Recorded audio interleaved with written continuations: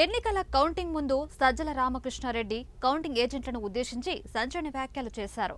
నిబంధనలు పాటించే ఏజెంట్ల తమకు అవసరం లేదని తేల్చి చెప్పారు. ఎన్నికల కౌంటింగ్ కు వెళ్లొద్దని తమ పార్టీ ఏజెంట్లకు ఆయన పిలుపునిచ్చారు. అంతేకాకుండా టీడీపీ, జనసేన ఏజెంట్లను అడ్డుకోమని కూడా సజ్జల తమ పార్టీ ఏజెంట్లకు దిశానిర్దేశం చేశారని ప్రతిపక్ష పార్టీ నేతలు ఆరోపిస్తున్నారు. ఈ నేపథ్యంలోనే సజ్జలపై టీడీపీ నేత దేవినేని ఉమా కూడా తాడేపల్లి పోలీస్ స్టేషన్లో ఫిర్యాదు చేశారు.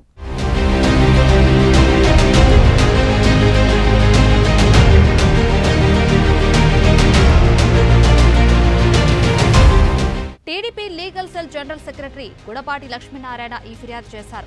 కౌంటింగ్ ఏజెంట్లను ఉద్దేశించి సజ్జల చేసిన వ్యాఖ్యలు రెచ్చగొట్టేలా ఉన్నాయని నారాయణ తన ఫిర్యాదులో పేర్కొన్నారు. కౌంటింగ్ ఏజెంట్ల శిక్షణ శిబిరం నిర్వహణలో సమయంలో సదరు ట్రైన్ ఏజెంట్లను ఉద్దేశించి సజ్జల తీవ్రంగా వ్యాఖ్యానించారని ఆయన ఆగ్రహం వ్యక్తం చేశారు. ఆ వ్యాఖ్యలకు గాను వెంటనే సజ్జలపై చట్టపరమైన చర్యలు తీసుకోవాలని కోరారు.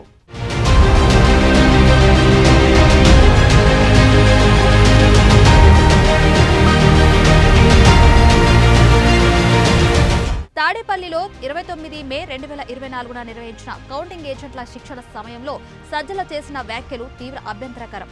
ఆయన వ్యాఖ్యలు కౌంటింగ్ ప్రక్రియకు అంతరాయం కలిగించేలా ఉన్నాయి.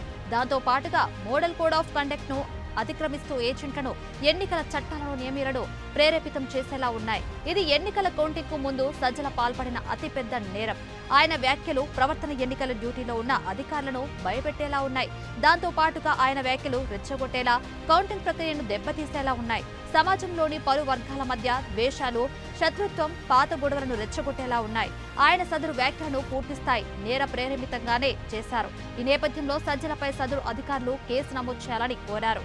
రిప్రజెంటేషన్ ఆఫ్ పీపుల్ చట్టం 1951లోని U/AS 125, 123, 2, 123(3) సెక్షన్ల కింద, ఐపీసీలోని 153A, 5052, 171F, 171J సెక్షన్ల కింద కేసు నమోదు చేయమని కోరుతున్నామని లక్ష్మీనారాయణ తన ఫిర్యాదు లేఖలో పేర్కొన్నారు.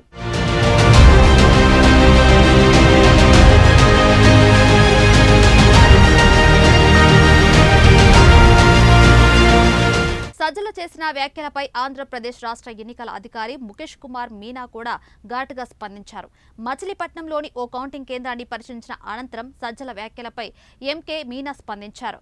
కౌంటింగ్ రోజున కౌంటింగ్ హాల్ లోపల ఎవరైనా అల్లర్లు సృష్టించాలని చూస్తే వారిని కటకటాల వెనక్కి పంపడం ఖాయమంటూ మాస్ వార్నింగ్ ఇచ్చారు.